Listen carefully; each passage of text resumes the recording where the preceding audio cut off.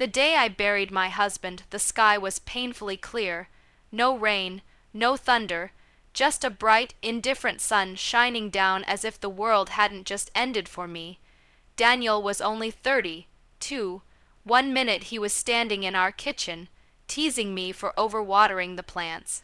The next, he was clutching his chest and collapsing onto the tile floor.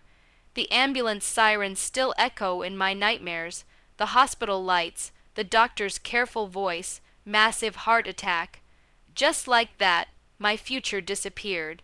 At the funeral, I stood beside his coffin in a black dress that felt too heavy for my fragile body.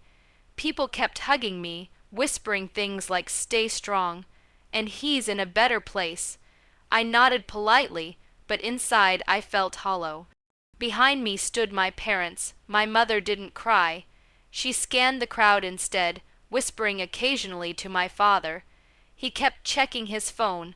I told myself grief looks different for everyone. I was wrong.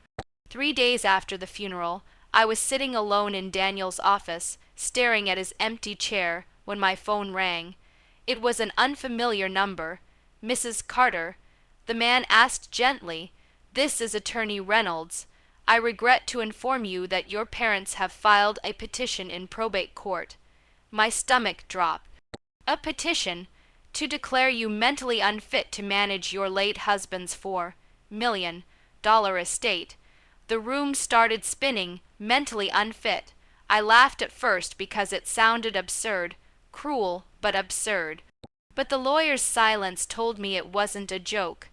They're requesting temporary financial guardianship until the court determines your capacity. Guardianship, like I was a child, like I was broken. I drove straight to my parents' house. My hands shook so badly I nearly missed the driveway. When my mother opened the door, she didn't look surprised to see me. "Why?" I demanded, my voice cracking. She sighed as if I were being unreasonable. "Sweetheart, you haven't been yourself. You barely eat. You cry constantly. We're worried. You're trying to take Daniel's estate." My father stepped in, arms crossed. "You can't handle that kind of responsibility right now. $4 million is serious money. We'll manage it for you until you're stable. Manage it, control it, take it." The grief that had been drowning me suddenly shifted into something sharper. Colder. Betrayal cuts deeper than death. That night, alone in the house Daniel and I built together, I realized something. I hadn't just lost my husband. I had just lost my parents too. But what they didn't know was this: Daniel never left anything to chance. And neither did I. The first court notice arrived a week later. It was cold, clinical, impersonal, petition for determination of incapacity. My hands trembled as I read the claims: emotional instability, severe grief response, history of anxiety, impaired financial judgment. They had attached copies of my old college therapy records, sessions I attended after a stressful semester nearly 10 years ago. My own parents had dug through my past to build a case against me. I sat in Daniel's office, staring at the shelves of law books and financial binders he kept meticulously organized. He had always believed in preparation, in backup plans, in documentation, in business. He used to say, "Proof is power." That sentence echoed in my mind. 6 months before his death, Daniel insisted we update everything: our will, estate plan, trusts. I had teased him about being dramatic. "We're young." I told him. He only smiled. "That's exactly why we plan." We had met privately with his attorney.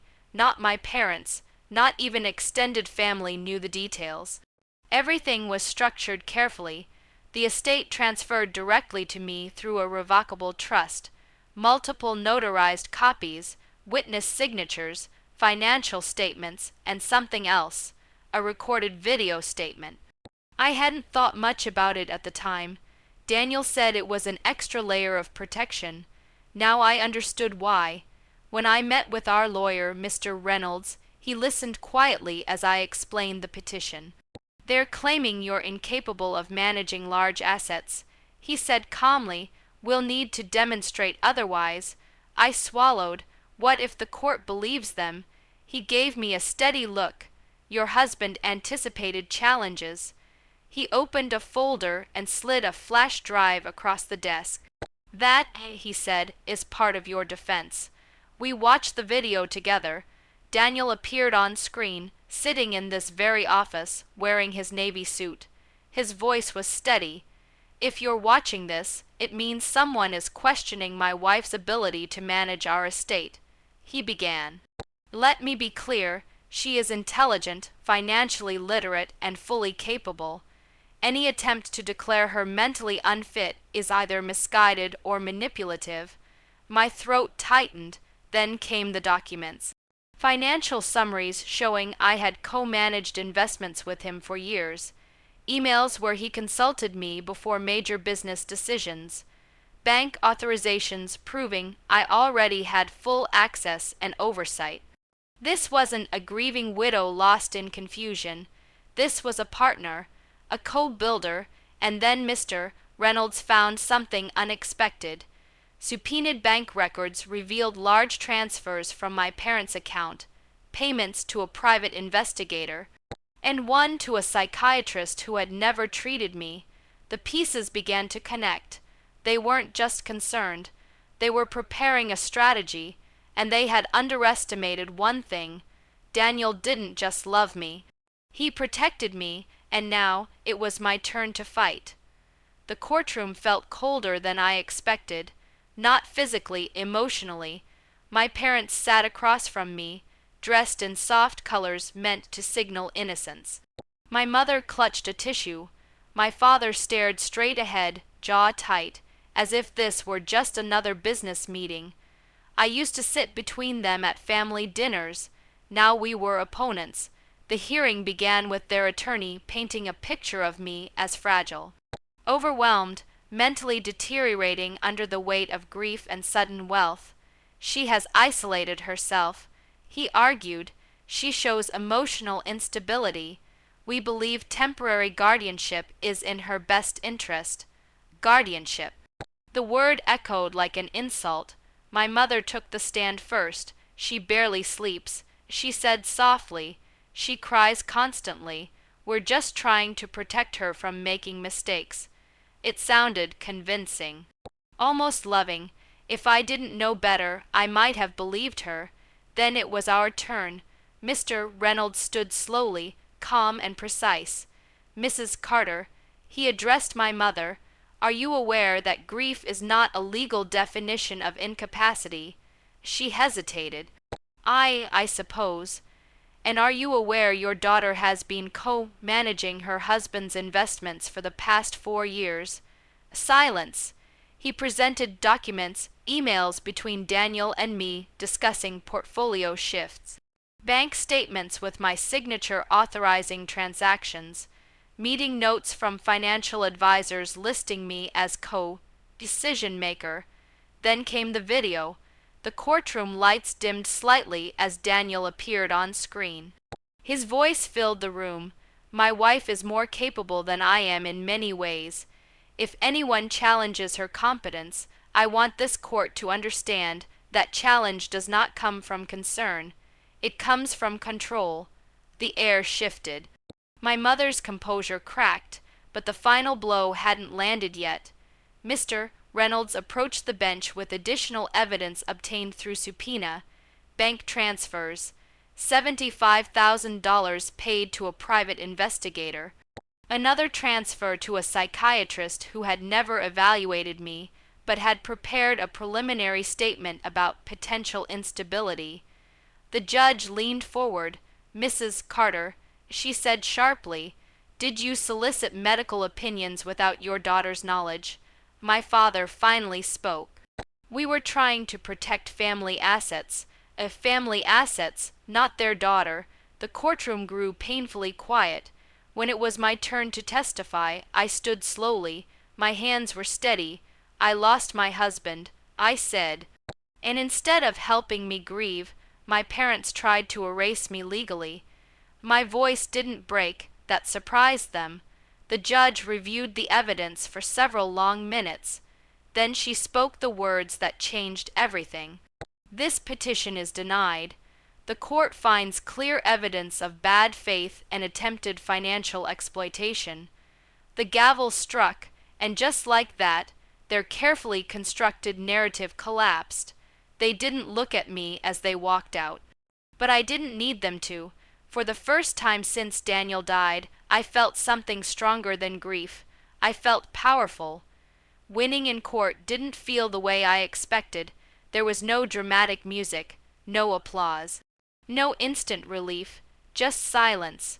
As my parents walked out of the courtroom, their shoulders stiff and their expressions hollow, I realized something important. They hadn't just lost the case, they had lost me. For weeks afterward, they tried calling, leaving voicemails filled with excuses. We were only thinking about your future. You misunderstood our intentions. Families shouldn't fight like this.